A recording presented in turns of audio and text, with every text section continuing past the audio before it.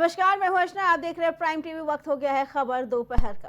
उत्तर प्रदेश के मुख्यमंत्री योगी आदित्यनाथ महाराष्ट्र के चौथे दिन चुनावी प्रचार में उतरे, जहां उन्होंने कांग्रेस के नेताओं, नीतियों और सहयोगियों पर खूब हमला किया।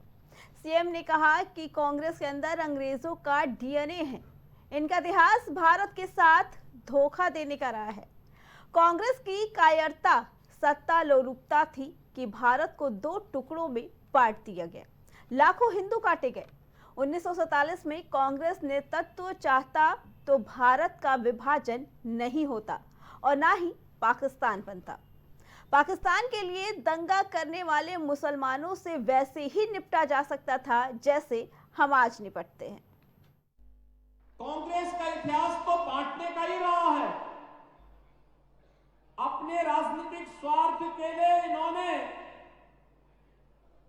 देश को बांटा,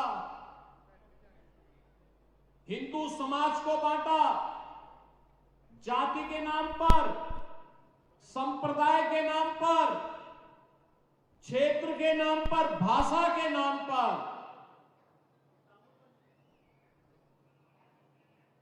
कांग्रेस के अंदर लगता है अंग्रेजों का डीएनए आ गया है। जो बांटो और फूट डालो, राज करो की नीति पर चल रही थी, वही कार्य आज कांग्रेस कर रही है। और इसलिए बहनों और भाइयों, मैंने कहा था, मैं इसीलिए कहता हूं, हम बटे थे। अयोध्या में राम मंदिर का अपमान झेलना पड़ा था। 500 वर्षों तक अयोध्या में हम लोग रामलला के लिए तरस रहे थे।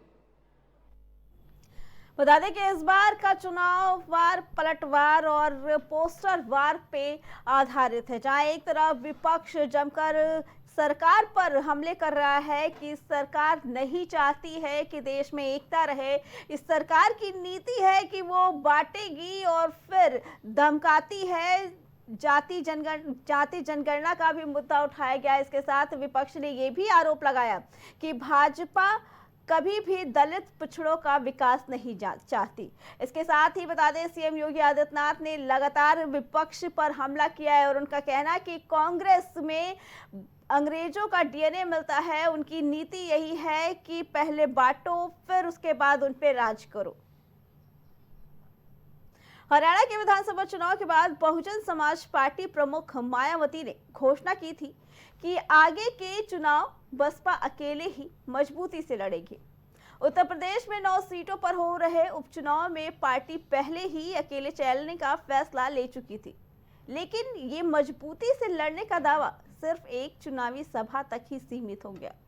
मायावती ने झारखंड में सिर्फ एक चुनावी सभा की, जबकि महाराष्ट्र में तो वो गई भी नहीं। ऐसे में बसपा और पार्टी प्रमुख मायावती की चुनावी रणनीति पर भी सवाल उठने लगे हैं। यूपी के उपचुनाव में प्रचार से किनारा करने का फैसला वो पहले ही ले चुकी थी।